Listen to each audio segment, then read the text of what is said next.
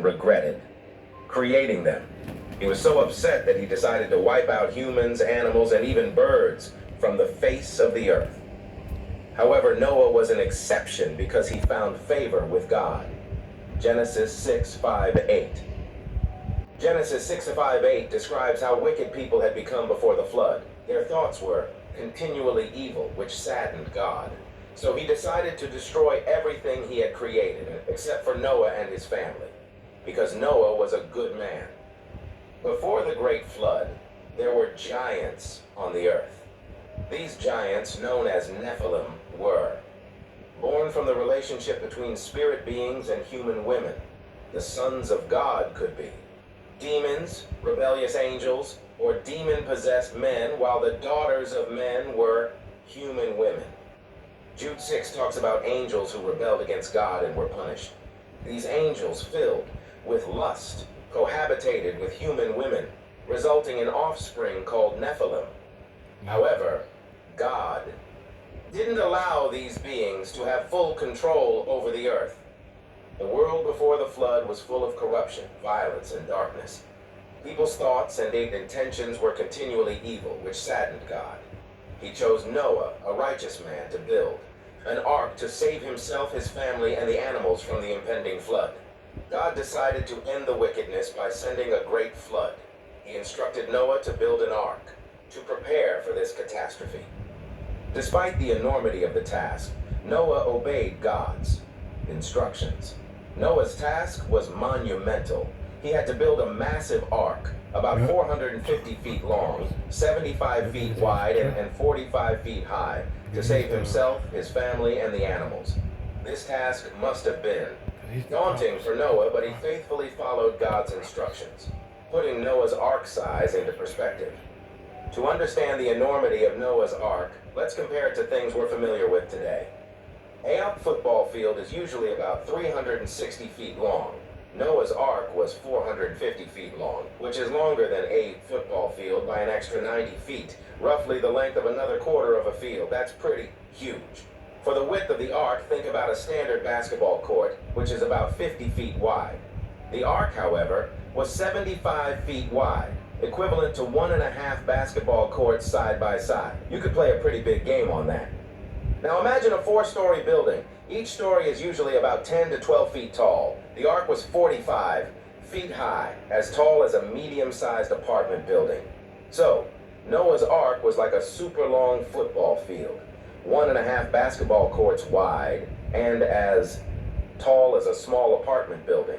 It was like a giant floating building on the water. Following God's instructions, Noah gathered his family and pairs of all living creatures onto the ark. The ark became a symbol of safety and hope during the flood, offering refuge to those aboard the great flood. I'm surprised they kicked off even the pool my score that quick. 50 or 60, 150 plus and went up. When the rains finally came, it wasn't just a heavy downpour. Themselves had opened up. Water covered higher than the mountains. Every living thing on the earth perished except Noah and those with him in the ark. After enduring 40 days and 40 nights of relentless rain, the floodwaters eventually receded, and Noah's ark came to rest on the mountains of Ararat. Imagine it like parking your car on a tall hill after a massive storm. But instead of a car, it's a massive boat. Instead of a hill, it's a whole group of big mountains. Noah and his family stepped out into a new world. God made a covenant with Noah, promising never to destroy the earth with a flood again. This covenant was marked by the appearance of a rainbow in the sky, symbolizing God's faithfulness to his promise. Despite the flood, the existence of Nephilim, or giants, continued to be mentioned in various instances. Even after God's covenant with Noah, the Canaan exploration revealed descendants linked to Nephilim. Numbers 13:33, encounter with giants. In Numbers 13:33, during Moses' time, Israelite spies explored the land of Canaan and encountered descendants of Anak, who were linked to the Nephilim. The spies reported seeing these giants, feeling as small as grasshoppers in comparison. We might think the Nephilim were wiped out in the flood, but in the Old Testament, giants are commonly referred to as Rapha. These giants serve as a fascinating and significant recurring motif. The giants, or Rephaim, are first mentioned in Genesis 14. They are also mentioned in Deuteronomy 2:20-21, where the land of the Rephaim is described. The Ammonites called them Zamzummim, who were as numerous and tall as the Anakim. But the Lord destroyed them. The name Rephaim, which means terrible ones, indicates these individuals' intimidating and fearsome nature. They were formidable opponents, known for their great size and strength. King Og of Bashan, the last of the giants. Deuteronomy 3 has an interesting story about King Og of Bashan. He is referred to as the last of the Rephaim. King Og was a mighty and infamous Amorite king who reigned in Bashan. He led his entire army against the Israelites on their journey to the Promised Land. As the Israelites journeyed towards the Promised Land, they encountered many formidable foes, including King Og.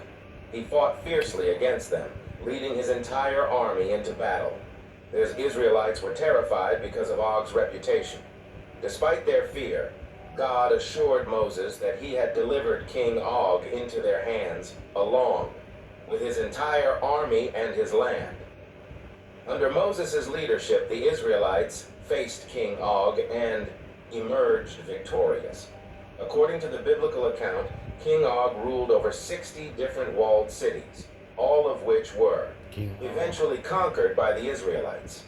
Despite the strong fortifications of these cities, they fell to the Israelites under God's guidance. King Og was a ruler of many cities and a